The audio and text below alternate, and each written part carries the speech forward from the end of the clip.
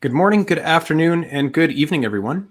And welcome to this Inside Scientific webinar titled Molecule Transport Across Cell Membranes, Electrochemical Quantification at the Microscale.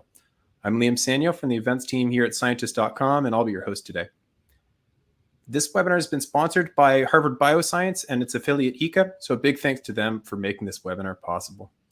We're very fortunate to be joined by Dr. Sabine Kuss, who's Associate Head of Graduate Studies and Associate Professor in the Department of Chemistry at the University of Manitoba, who will discuss the importance of transmembrane molecule exchange and how you can detect and quantify membrane transport of molecules in cells using electrochemical and electrophysiological methods. And with that, I'm very pleased to welcome Dr. Sabine Kuss. So Sabine, thanks so much for joining us today, and the floor is yours whenever you're ready. Yeah, thank you, Liam, for the kind introduction. And I'm excited to be here today and talk about molecule transport across cell membranes and how we can use electrochemistry to not just detect these events, but also to quantify them. All right, so I want to start by acknowledging the people behind the experimental work that I'm going to share here today. So my PhD students, specifically Luma Clarindo Lopez and Nikita Thomas, and undergraduate students Shubneet Thind and Roy Dao. So funding agencies who carry our work are mainly NSERC, Research Manitoba, and Canada Foundation for Innovation that supported the purchase of the technology that I'm presenting here today. So before we dive into electrochemistry, let me touch upon the basics of transmembrane transport events. So what we are looking at here in the top left image is the structure of a cellular membrane, as you might know it. Yeah, so we have a lipid bilayer consisting of hydrophilic heads and hydrophobic tails containing cholesterol, sugars, and proteins, which can be involved in molecule transport. So in tissue cells and bacteria, substances are transported through three main biological entities, shown here in the lower right image. So lipid bilayers, porins, and active pumps. So lipid bilayers allow the simple diffusion of molecules across membranes. Porins facilitate this diffusion. And efflux pumps are proteins that are designed for the export of potentially harmful substances from living cells. So efflux pumps allow for active transport. They require energy and move particles against a concentration gradient. All right, and a specific cellular characteristic that depends on molecule transport is drug resistance. So you might have heard about this phenomena, as it is an issue in every country on Earth, and it enables cells to withstand antibiotic treatment or chemotherapy. So statistics shows that 10 million deaths worldwide each year are attributed to antibiotic resistance, and the statistics for cancer resistance for chemo resistance is very similar. So therefore, various national and international health organizations, such as the United Nations, the Public Health Agency of Canada, have called for an urgent development of new treatment and diagnostic strategies.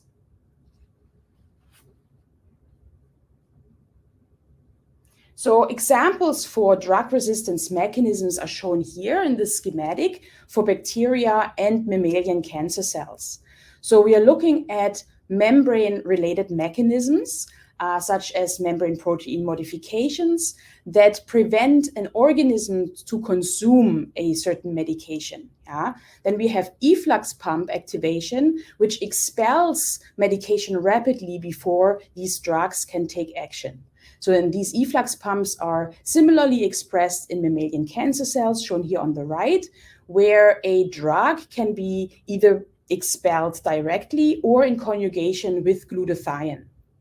There are also intracellular mechanisms, such as drug target alteration, where the drug cannot bind to its intended target, or the drug inactivation by enzymes. And today I'm going to discuss how we can use electrochemistry to detect any of these mechanisms. All right, so there are many bioanalytical methods that aim to quantify the transport of molecules from cells, such as mass spectrometry or chromatography methods. And in our recent publications at Angewandte Chemie, we summarize these methods and show these approaches for the accumulation methods and dynamic methods. So if this is a topic that interests you, I would like to refer you to this publication. It's also provided as a handout here to this webinar. So most of these approaches are accumulation methods, these non-electrochemical approaches. These are quantitative, but often lack sensitivity or cannot analyze complex samples, such as a cell. So in any case, they are unable to measure events as they happen, which results in the loss of analyte during the experimental procedures. And today we will talk about dynamic methods in electrochemistry, which will quantify molecules immediately as they emerge from cells.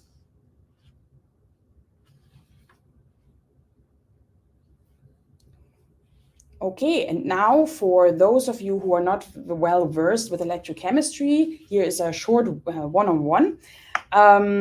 So before we can measure complex biological events, such as the transport across cell membranes, we need to understand the electrochemical signature of the molecules of interest, which could be pharmaceuticals that cells consume or expel. It could be metabolites that we use as indicators for diseases or for the general redox state of cells. Or it could be a redox mediator that interacts with molecules that are being emitted from cells. In any case, electroanalytical chemistry involves an electrochemical cell that's shown here on the right, where we have a vial that contains an electrolyte. So in terms, when we measure cells, this is an aqueous solution, and we have 3 electrodes. Our working electrodes is where the chemistry happens. So this is mainly a metal wire, and it's sealed in a glass capillary or any insulating material. It could be epoxy as well. Then we have an auxiliary electrode that closes the circuit, and we have a reference electrode that gives us a steady reference point so that other people can understand the voltages and potentials that we are measuring across the world. So here you see on the left-hand side an scheme of such a working electrode. So the yellow part is the metal, and we can apply a voltage to this metal and drive an oxidation reaction. So here we show the diffusion of a redox active species in solution towards this electrode where it gets oxidized. And these redox reactions involve then electron transfer reactions. So we are basically counting electrons and can thereby quantify the reactions that happen at the electrode tip. So when we plot the data that we receive from this, we are plotting it as a current potential plot oftentimes, that resembles when we sweep the voltage forward and backwards a duck, and it's so the shape of a duck, if the reaction is chemically reversible. So here in this figure, you see in red an oxidation peak and a reduction peak in blue if the reaction is chemically reversible.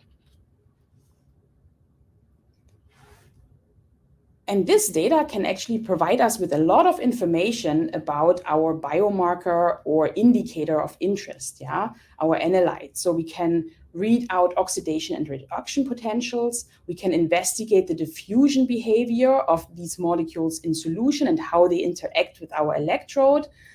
We can study pH dependence, we can determine detection limits, and we can also look into interferences of ions or competitive analytes, such as drugs. So here on the right-hand side, you see examples of these voltammograms for different antibiotic species. So in blue, you see the electrochemical signature of tobramycin, a very common antibiotic, as well as in green, ciprofloxacin, and in red, we see an antibiotic hybrid. So You can see that these reactions are not chemically reversible because we don't see a reduction peak, but we do see a pronounced oxidation peak for both tobramycin and ciprofloxacin. When we investigate hybrid molecules that are basically designed to trick cells in consuming a certain antibiotic they might be resistant to, we see in the red curve that there is a pronounced oxidation peak that corresponds to tobramycin, but also a small shoulder peak that is attributed to ciprofloxacin. Yeah? And then we can, in electrochemistry, we can define our parameters such as how we apply the voltage in terms of duration, in step height, and step width, and which is called differential pulse voltammetry, to get a better resolution of these peaks. And these peaks we can then use to quantify an analytical species in solution. Yeah? So here in this figure, you see in figure B how we use this to determining limits of quantification and limits of detection for a certain species. And we can carry out these measurements at different pHs, as shown in D, where we then assess how stable these measurements are across different pH values. Okay, and with this small introduction, I will jump right into some of our results where we are detecting membrane-related transport mechanisms. Yeah, so here we are aiming to detect drug susceptibility in Pseudomonas aeruginosa bacteria because of their clinical relevance. Yeah, so these Pseudomonas bacteria are involved in acute infections, but also in chronic diseases such as cystic fibrosis. So here you see a very simple electroanalytical approach to quantify drug susceptibility. So it's based here on a solution of bacteria that we expose to an antibiotic. Here in this case, it's tobramycin. And then we give the bacteria time to uptake this drug, and then we centrifuge the solution to separate the supernatant and the bacteria. So our hypothesis is that if bacteria are resistant to tobramycin, they would either not consume this drug or expel it after the consumption. So basically leading the drug back into solution, and we would obtain a higher electrochemical signal than in susceptible bacteria, which would consume and retain this drug and would be removed with the drug together from the solution. Okay, and here you see a representative experimental plot of this experiment, so carried out in differential pulse voltammetry. So here in black and red, you see our controls. Yeah? So control in black represents a known concentration of tobramycin in our vial before we expose it to bacteria. And in red, it is the same vial after 15 minutes of incubation, and you see there's no degradation in concentration of these molecules. So then we expose the solution to different bacteria strains. In green, you see a susceptible bacteria strain, yeah? And you see that the signal is much lower. This is because these bacteria are able to consume tobramycin in solution and have then removed it together with the organisms through the centrifugation. We have a resistant strain in pink. Yeah, so these are bacteria where we know that they are resistant to tobramycin because of efflux pump expression. And you see that the signal is much higher because these organisms are able to feed back this drug into solution. And in blue, we have a mucoid strain of these bacteria, which are even more resistant because they express certain features and fragments that can render them even more resistant. Of course, we don't carry out these studies just once, but we are doing a large analytical investigation here. So the plot that you have just seen here is one experiment that corresponds to the highlighted section here for 15 minutes of incubation. But we also investigated longer incubation times where we see that this difference in current response is not as pronounced. And we validated this with fluorescent microscopy because these cells are just too stressed. They are breaking apart, and tobramycin is given back into the solution before centrifugation if the incubation time is too long. Yeah. So we see here that 15 minutes of incubation is very suitable to not just detect a drug susceptibility by electrochemistry, but also to differentiate not only between susceptible and resistant organisms, but also between different degrees of resistance. All right, but what if it is not an efflux-dependent mechanism, yeah? So to investigate these intracellular resistant mechanisms, you use the technique of scanning electrochemical microscopy. So SECM is actually an incredible tool that lets us track how many molecules interact with a sample, such as a living cell per second. All right, so scanning electrochemical microscopy is a technique that was invented a couple of decades ago, but has increasingly received attention for the biological in the biological field over the last decade.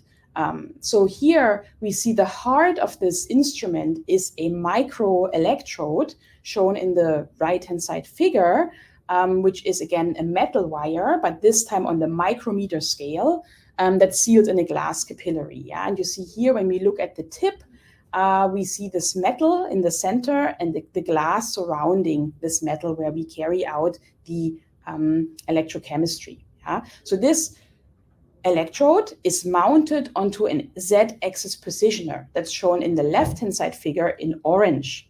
And this Z-axis positioner can approach the sample precisely in 1 nanometer steps. And we can position this electrode very precisely at a given height or desired height on top of a sample. So our sample actually sits in a Petri dish, and that is mounted onto an XY axis positioning stage. So that moves in X and Y. So we have all 3 dimensions to position our electrode in close proximity to a biological sample.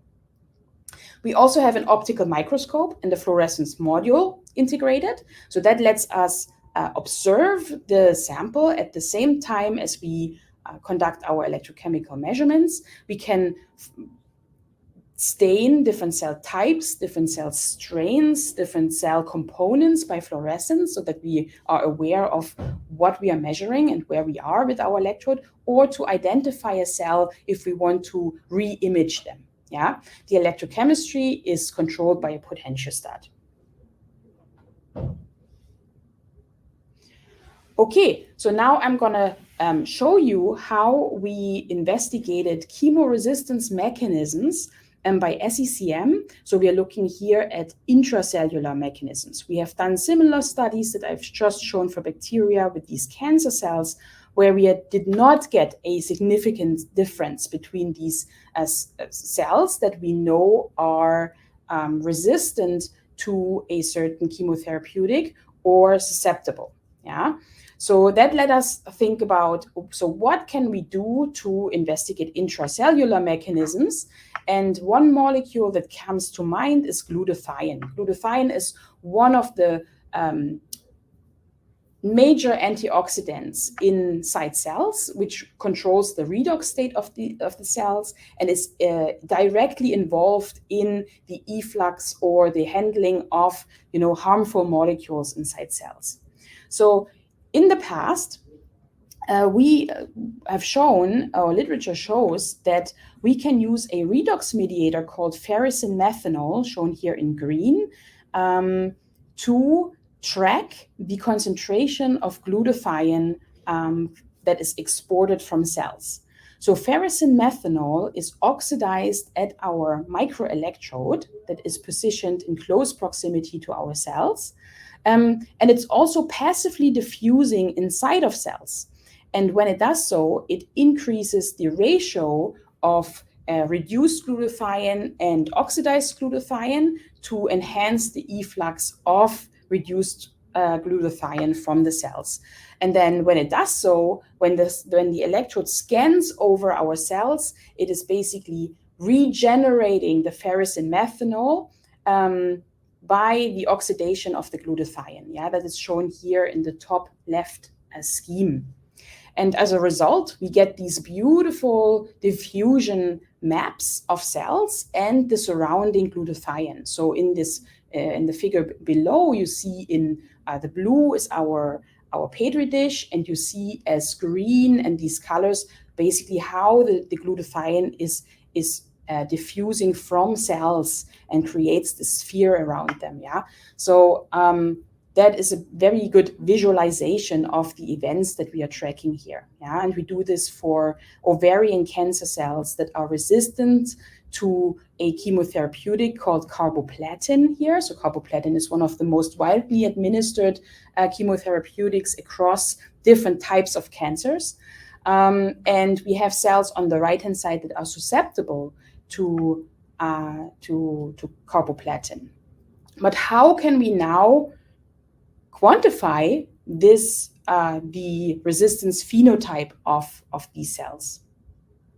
So when we scan over the cells, which is shown here, indicated by this arrow, we can carry out these line scans at different scan rates. Yeah, and when we do so, we get an increase in electrochemical current that's shown here on the right with increasing scan velocity. This is because when our electrode crosses across a cell, we basically squeeze the fluid in between the cell and the electrode, and the faster we do so, the higher the accumulation of electroactive species is in between the electrode and the cell. I will come back to that point in a minute. But what we get is we obtain a profile of line scans that increases its current with increasing velocity. And then we can select these peak currents, so the highest point of these line scans, and plot them as a function of scan velocity. Yeah?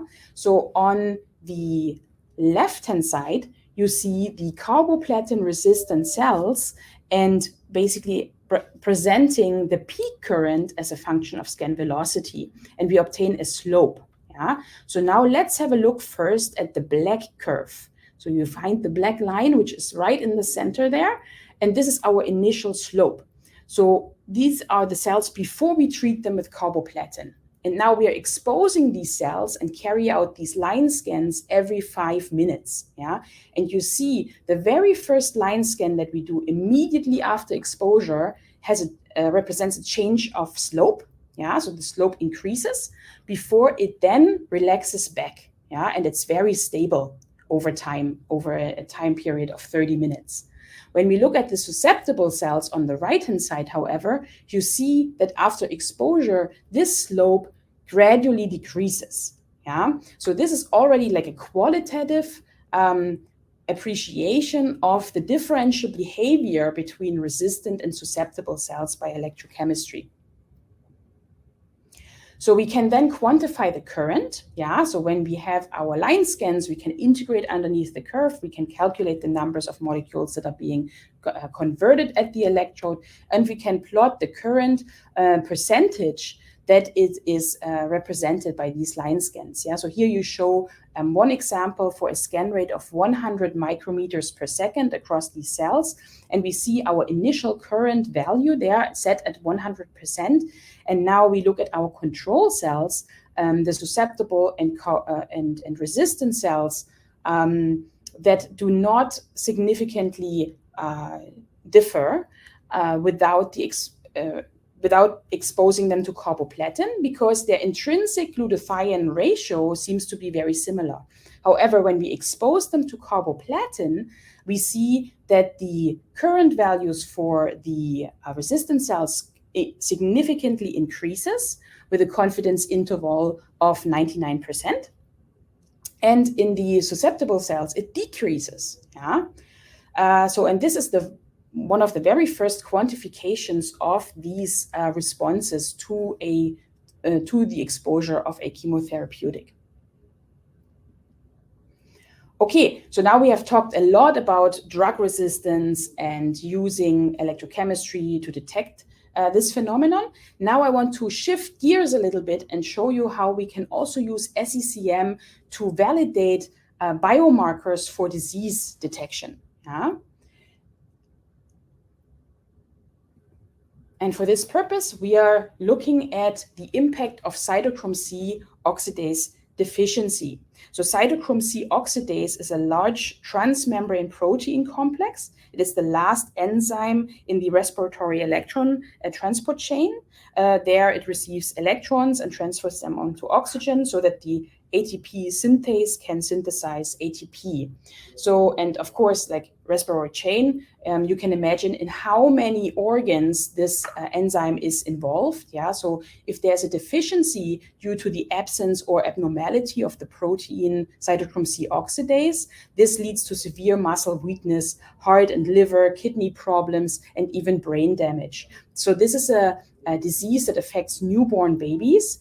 And right at the moment, there is no routine screening for this deficiency until symptoms present themselves. Yeah.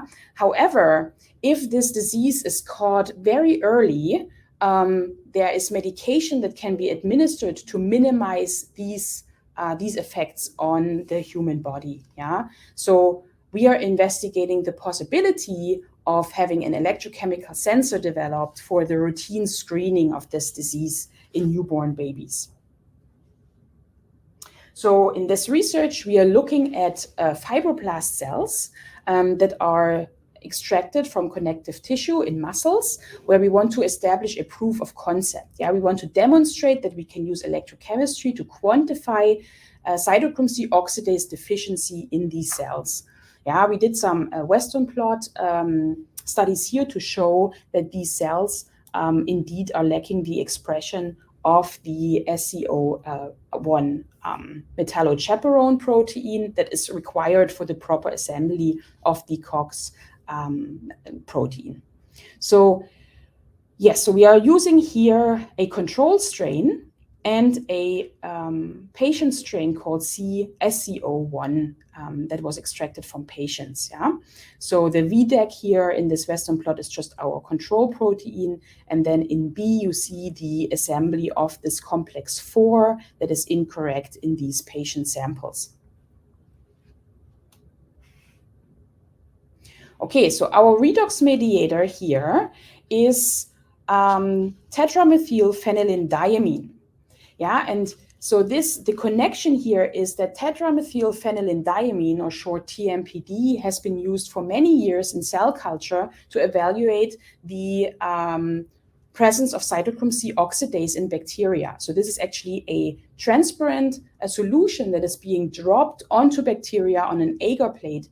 And if these bacteria are cytochrome C oxidase active, they have the ability to oxidize TMPD to its radical cation, which has a very characteristic blue color.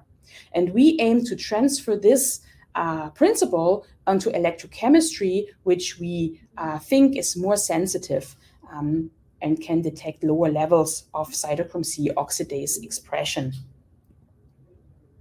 So in our studies, we are using fibroblast cells, and here in this left image, you see how our electrode scans across these cells in our SECM imaging. Yeah, and when we apply a reduction potential, the hypothesis is that the cells are able to oxidize TMPD, where what is reduced at the electrode, and which gives us a feedback loop, and we should be able to obtain current values that correspond to the expression of cytochrome C oxidase activity.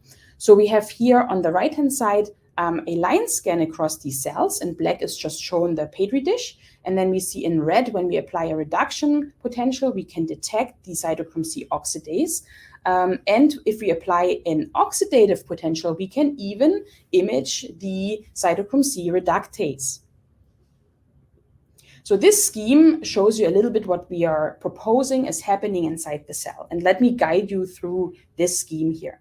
So in scheme A, you see the conditions under normal aerobic conditions, yeah, where cytochrome C oxidase, shown in purple, catalyzes electron transfer from the reduced cytochrome C to molecular oxygen. Yeah, the cytochrome C oxidoreductase, or complex 3, it's also called, that's shown in orange, then catalyzes the electron transfer from ubiquinol to oxidized cytochrome C.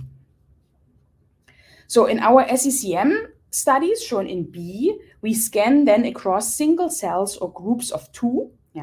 And here the electron transfer can occur directly from TMPD to cytochrome C oxidase without the involvement of cytochrome C actually. So in scheme C, we propose that since TMPD is a membrane permeable redox mediator, it can easily penetrate a cell's bilayer membrane and diffuse to the mitochondria. So once oxidized, the TMPD radical cation passes then through the outer mitochondrial membrane and the plasma membrane of the cell to interact with the surface of our microelectrode. And this gives us this feedback loop that we are observing.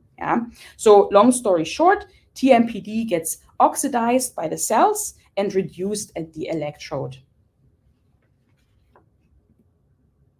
Okay, and our SECM 3D images show us these plots where we can already anticipate the results. So you see in A and B our control signals, and when you compare them to our patient samples in C and D, you see that the oxidation as well as the reduction is much more pronounced in our control strains. But how can we quantify this now further? So for this, we are carrying out our line scans at different velocities, as I explained earlier. And also here we can appreciate qualitatively already a difference. But we really want to extract a numerical value for this differential behavior of these cells. So for that, we carry out our line scans, and I already spoke to the fluid movement and the electrode position on top of the cells, which is illustrated here in figure B.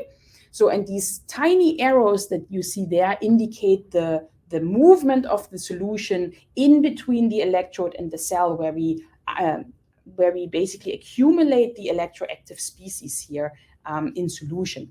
So the beauty of the system is that the topography contribution that is coming from the body of the cell underneath this electrode so the contribution to the electrochemical signal varies, whereas the reactivity contribution, so the regeneration of our redox mediator remains constant. And because of this fact, we can decouple the topography and the reactivity by numerical modeling. We are working in collaboration with Dr. Dao Trin at the Université La Rochelle in France. And he is an expert in SECM, modeling for biological applications. And let me walk you a little bit through this model. So in this model, there are 2 ways to extract a numerical value for the substrate kinetics. So here we are calling the substrate kinetics the apparent heterogeneous rate constant. So we can do this in 2 different ways: at high scan rate, high scan speed SECM, or at regular speed SECM. So high scan rate means anything above 100 micrometers per second. So we like to normalize the velocity in a way you see here in this equation, where PS equals the V is the velocity, A is the radius of the active area of the microelectrode, D is the diffusion coefficient, and the small d is the tip to substrate distance. So in this graph, the curve represents our experimental data. So if you're able to scan at high scan speed SECM, we are looking at the region of the graph that is linear.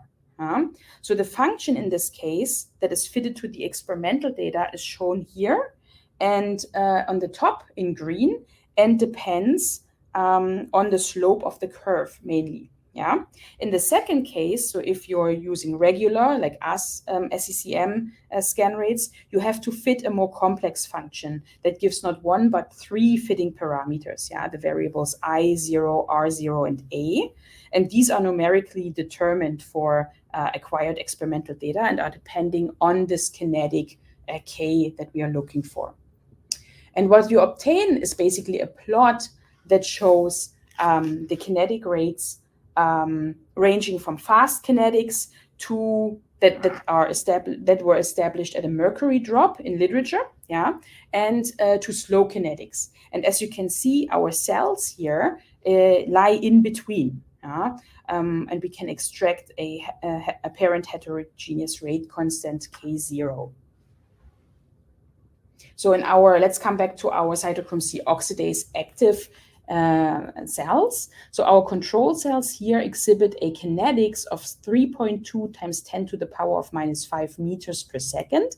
And you can see that our patient cells have a reduced cytochrome C oxidase activity by almost half. We can also analyze the cytochrome C reductase. Although this has not been altered in these organisms, it is still, we can see a trend that also here the reductase is slightly decreased. Great. So now we have talked about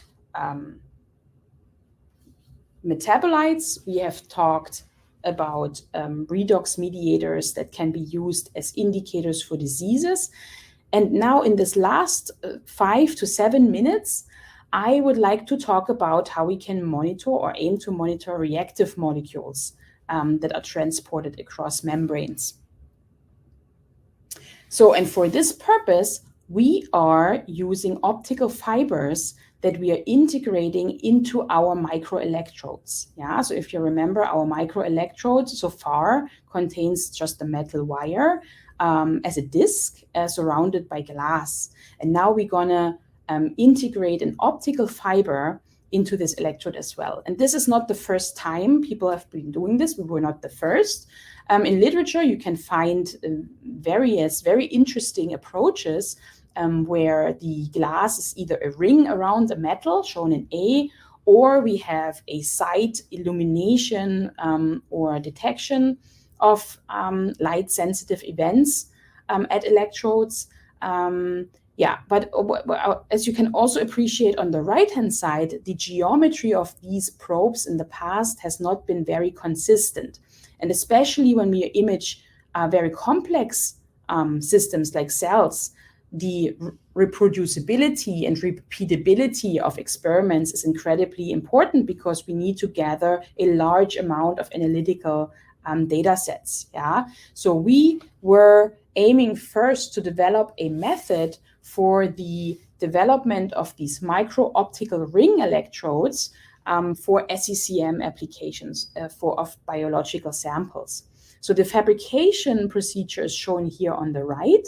That starts with a glass capillary in step 1 that is filled with epoxy. And then we use an optical fiber that is gold-coated and push it through this partially cured epoxy. And then once it's fully cured, we can polish the tip in step 3 and connect the copper wire to assemble a micro-optical ring electrode that resembles very much the dimensions and features of a regular ultra-micro electrode that we have been using in the past. All right, so the tips of these micro-optical ring electrodes can have various shapes. Here in the upper left image, you see just the gold-coated optical fiber that we then integrate into our electrodes and into our capillaries. And you see that we can produce conical shapes. We can produce rods at different sizes in diameter and position them then. The aim is to position them in close proximity to a biological membrane that's shown in the lower right-hand side figure and perform SPECM cell irradiation and imaging. So here we aim to irradiate a sample through the optical fiber and trigger light-sensitive responses from the cells and record the electrochemical response simultaneously. So to this end, we integrate our micro-optical ring electrode, short our MORS, into our SECM instrument to build an SPECM, a scanning photoelectrochemical microscope. Yeah? So you see here on the left-hand side, what has changed now is that we have a spectrophotometer attached to our MORE to irradiate a sample and to do, concurrent electrochemical measurements, or we can use bottom illumination through our microscope and then carry out spectroscopy through the optical fiber as well. So this is our instrument here from Harvard Bioscience and HECA. Yeah, and I want to acknowledge these people here, especially Frank, who has been incredibly supportive and is guiding our research in a tremendous way. And I just hope, guys, just keep doing what you're doing, because this system is just amazing. And we have, here the proof of concept for carrying out spectroscopy through these optical fibers. Yeah, so we're using here again our TMPD because it has this characteristic blue color, and you can compare the optical fiber spectrum collected through the optical fiber on the left, and you can compare it to a spectrum that was acquired through our MORE. Yeah, so this is still under investigation, and we are now hoping to being able to identify molecules that contribute to the electrochemical current signal by spectroscopy, by combining spectroscopy with electrochemistry. Okay, so now our biological sample here are algae cells. Yeah, we first had to prove that they are indeed light sensitive. So we exposed them here for 3 hours to light or 3 hours in darkness. And when we carry out voltammetry in a beaker containing these cells, we can appreciate that these cells under light condition generate oxygen. Yeah. And whereas in dark, we get a much more reduced current signal here. Yeah. So then in our SPECM stimulation experiment, we are scanning across single cells of algae and record the current while either switching the light on or off at our electrode. Yeah. So first have a look at the red curve here, where you see a decrease in current when the electrode scans over these cells. Yeah.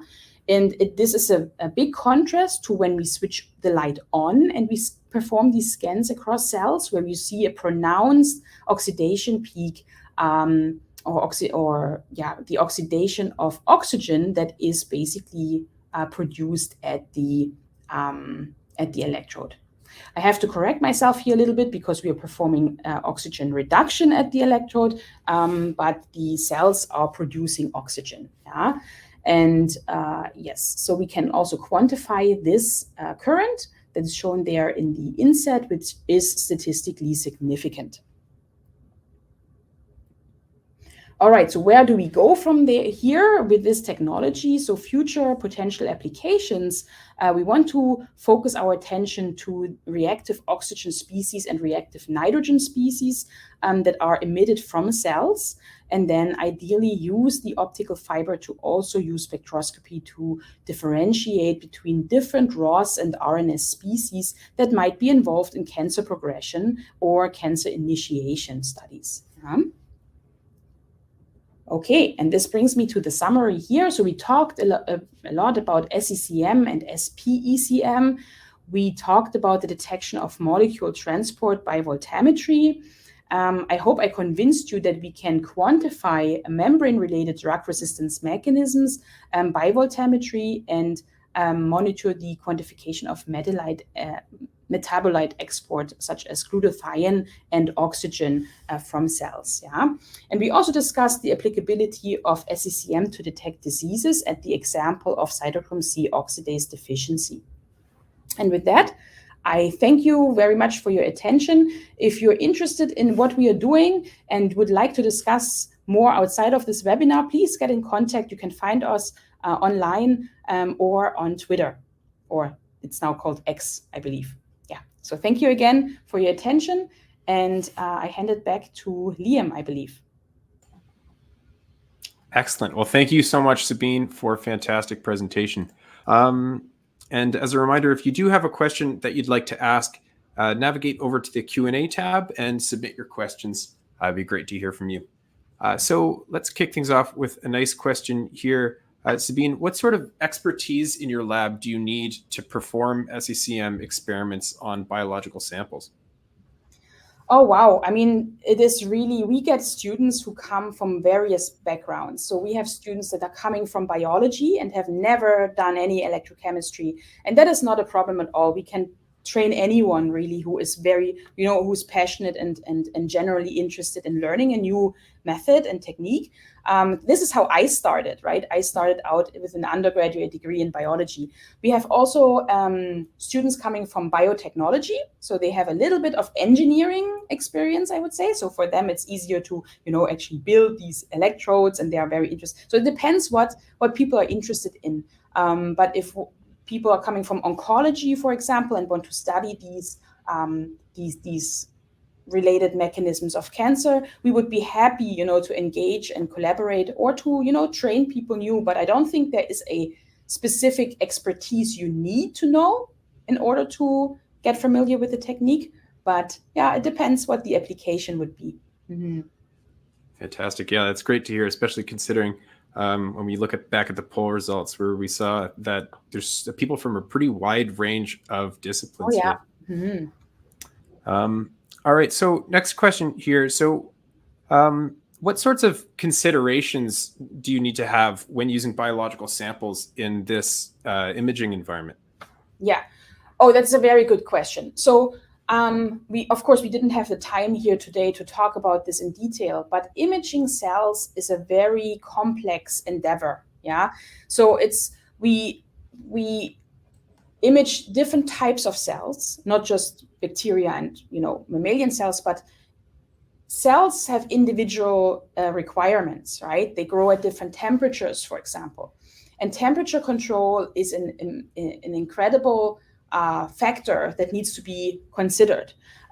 We have another publication currently under review that actually shows that minor temperature changes of about 1 degree will alter the kinetics of the cells. Yeah. So although cells seem stable, and they are not dying because, you're just pre-warming your media and then you image them over, like, let's say half an hour, and they don't die, doesn't mean that the results that you collect are accurate, right? So in our team, we really pay close attention to these experimental factors, temperature, but also light exposure. Yeah, the composition of your medium, your cell medium they grow in, and that we use as an electrolyte in electrochemical studies.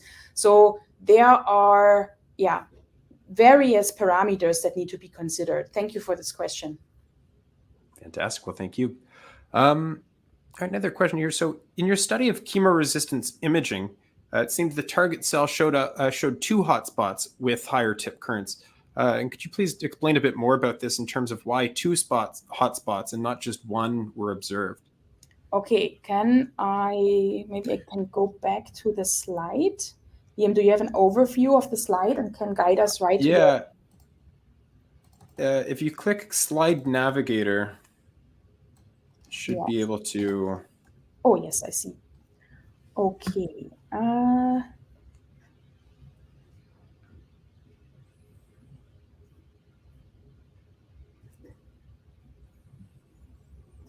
Okay, are we talking about this one? So these are actually two cells that are sitting side by side. So we are actually trying not to image. So when we expose cells and we grow them in our Petri dish, we have to do so over, let's say, a duration of 6 hours until they settle and they are fully established and their metabolism is at an equilibrium before we can image them. During this incubation or pre-incubation period, these cells often divide. Yeah.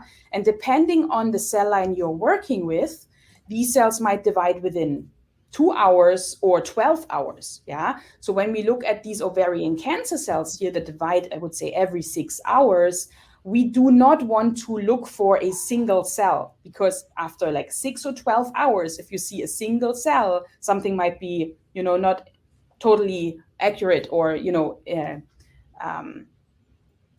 correct with it, right? So we are looking for a group of two. Yeah, and then we scan here across one of these cells. Yeah, so there is a discussion about how to carry out line scans across two cells that are sitting side by side. Yeah, because you can basically scan it as it is shown here with this arrow just across one cell, or you can come from the other direction and scan across both cells. Yeah, the signal of one cell will influence the other. But because they are sister cells, and as long as you're consistent in the methodology that you're applying here to image, we believe we can trust the data, because we are, if one cell influences the other, it does so for every experimental data set that we are collecting. Yeah, again, that's a good parameter that needs to be focused. I hope that answers the question. Yeah, I think so. Excellent. Thanks a lot. All right. So, Sabine, how can we work SECM over biomaterials coated on flexible substrates? Great question. Biomaterials coated on flexible substrates. So SECM has been used in the past to basically characterize, electrochemical surface properties. Yeah. So when I hear flexible substrates, for me that basically comes with with a lot of variation in height of the surface. Yeah, soft surfaces are not as easy to image. There are approaches. So the data that I've shown here today is carried out in constant height imaging, where we keep the electrode at a certain height and we scan across our cells. This is possible because our samples sit on a petri dish that's fairly flat. Yeah. When we come to soft surfaces, this variation in height of the substrate is much larger. So constant height imaging might not be, the best approach. But there are shear force approaches where the electrode basically records a shear force signal that is based on the amplitude or phase of a vibrating tip, and then can track the surface features very precisely.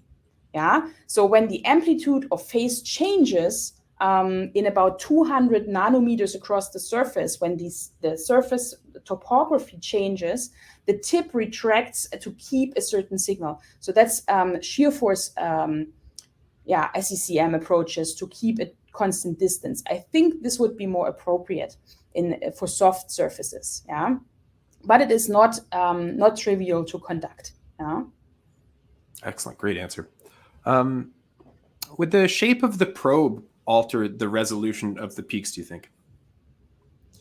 The shape of the probe, yes, absolutely. So the diameter of the electrode that we choose has a purpose. Yeah. So here, when we scan large biological cells, we are choosing a size of electrode that resembles about the same diameter of our cells, because we want to collect all molecules that the cell is releasing. Yeah. So like a vacuum. Yeah.